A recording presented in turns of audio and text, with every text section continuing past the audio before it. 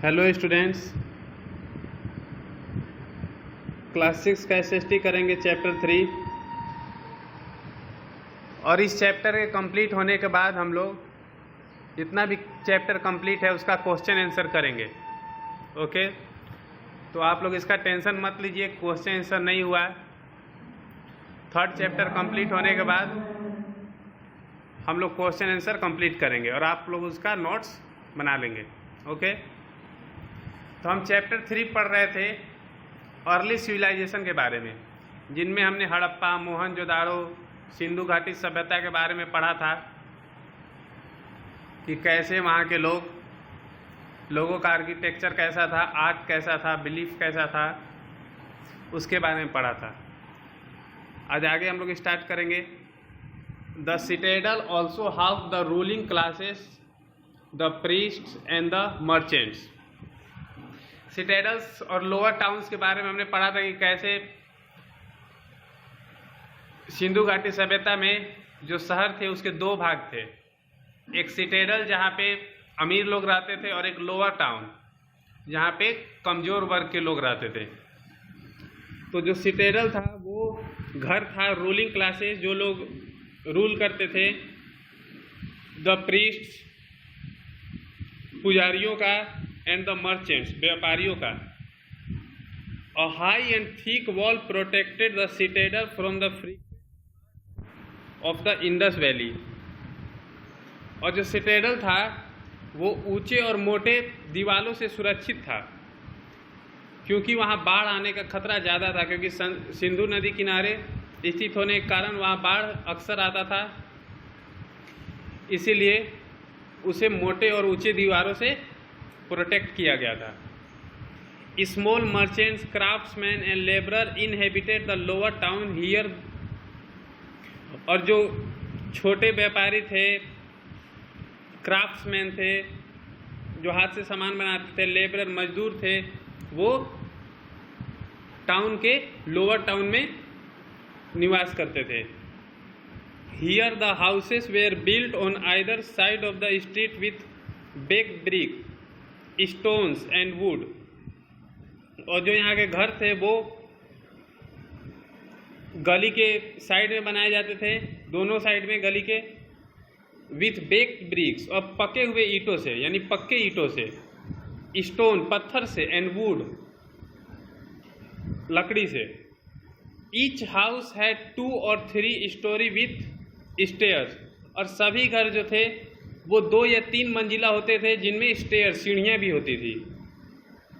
All the streets cut each other at right angle. और जो भी गली थे वो एक दूसरे को राइट एंगल यानी 90 डिग्री पे कटे हुए थे, 90 डिग्री पे मुड़े हुए थे। ओके, आगे देखते हैं। The citadel also had large structure of granary. और वो उनके पास अनाज का गोदाम भी था जो कि बहुत बड़ा था, large structure. Granary has been found at Harappa, Lothal and Kalibangan. और जो अनाज के गोदाम है वो हड़प्पा, लोथल और कालीबंगन में पाए गए हैं। They were built to store the surplus grain. और जो भी सरप्लस यानी कि अतिरिक्त जो भी अनाज बचता था उसे इसमें स्टोर करके रखा जाता था। इन Harappa alone 6 granaries have been found, though the biggest one has been found in Mohenjodaro. और अकेले हड़प्पा में 6 गोदाम मिले हैं अनाज के। हालांकि जो सबसे बड़ा गोदाम है, बिगेस्ट है, वो मोहनजोदाड़ो से प्राप्त हुआ है। Most granaries also had small barracks for the laborer which were located close to the threshing platform। और ज़्यादातर जो अनाज के गोदाम थे उनमें एक स्मॉल बैरक बना हुआ था, जिसमें कि जो मजदूर थे वो रहते थे और थ्रेसिंग का काम करते थे। The elaborate drainage system was highly efficient to drain the dirty water out of the city. और जो वहाँ का ड्रेनेज सिस्टम था, निकासी व्यवस्था था पानी का, वो काफ़ी इफिशिएंट था, अच्छा था, और वो गंदे पानी को शहर से बाहर ले जाता था। They were covered with bricks and stone which could be removed. और जो वो ड्रेनेज सिस्टम था, नाली बनी हुई थी, वो ईंटों से और पत्थरों से ढकी रहती थी, जो कि बाद में रिमूव भी हो सकती थी। The small drains of bathroom and kitchen were joined with the main drain which it turn fell into the big drain of the city.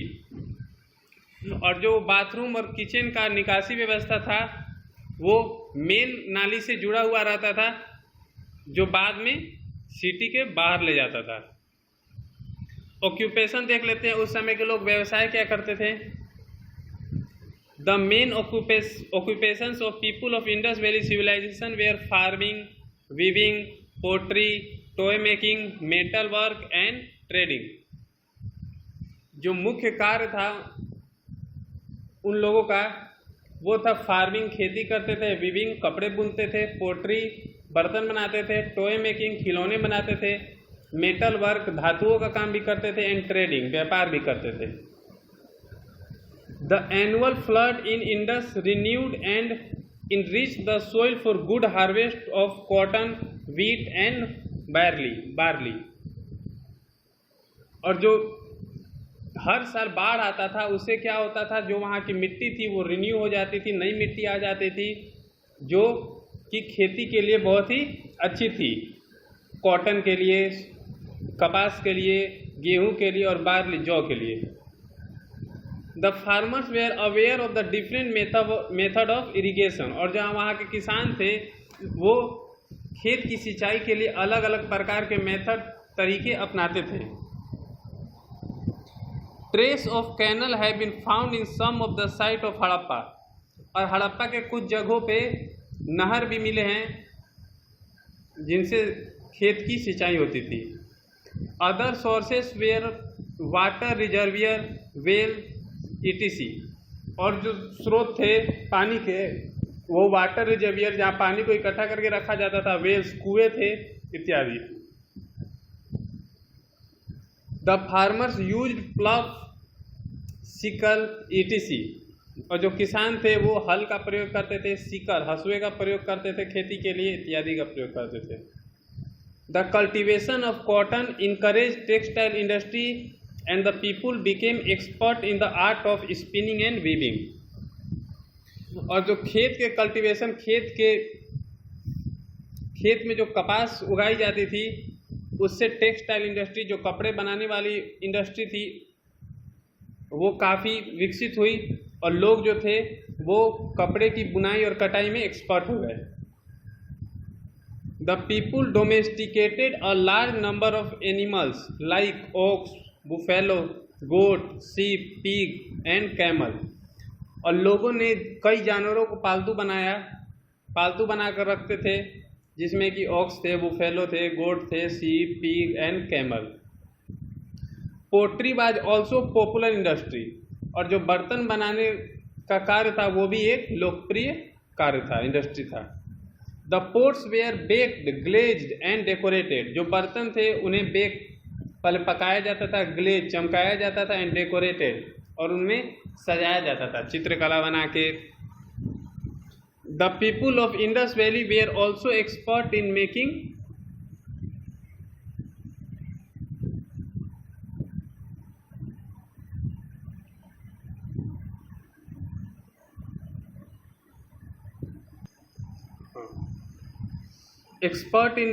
Terracotta toys and sculpture of animals. जो वहाँ के लोग थे वो टेराकोटा टॉय, एक खिलौना होता था जो अनग्लेज, जो चमकीला नहीं होता था और रेडिश ब्राउन कलर का होता था, वो बनाते थे। और स्कल्पचर ऑफ एनिमल्स, और जानवर का मूर्ति भी बनाते थे, जानवरों का। यहाँ देखते हैं उस समय का कुछ रिमेन्स मिला हुआ है। देखिए, द प्रीस्ट, एक साधु का स्कल्पचर बना हुआ है, और पोट्स, कुछ बर्तन भी उस समय के हैं।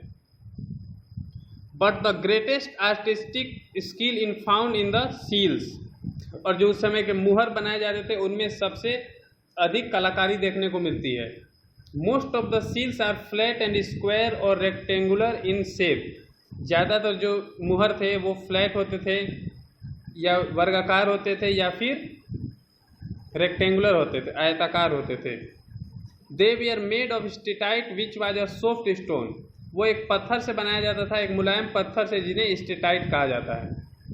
The engraving of animals, flower and other symbol on seals have artistic and religious importance, और जो उन मुहरों पे जो जानवर, फूल या फिर कोई अलग सिंबल बनाए जाते थे, उकेरे जाते थे, उसे पता चलता है कि उस समय की कलाकारी कैसी थी और रिलीजियस इम्पोर्टेंस, धार्मिक महत्व क्या था। अब देख सकते हैं कुछ सील्स वहाँ के प्राप्त हुए हैं उससे। ओके, नेक्स्ट चैप्टर हम लोग कल करेंगे, कल इसका एंड कर देंगे और उसके बाद हम लोग क्वेश्चन आंसर शुरू करेंगे।